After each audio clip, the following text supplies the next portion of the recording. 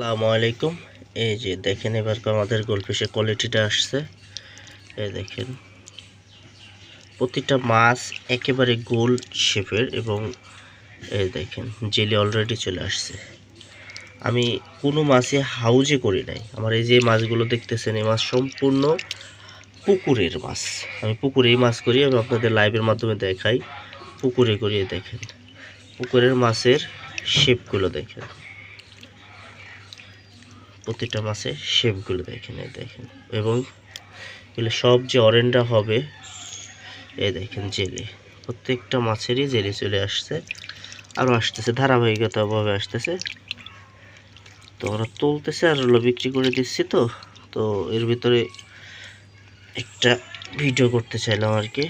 দেখেন কোয়ালিটিগুলো দেখেন, মাছের কোয়ালিটিগুলো দেখেন।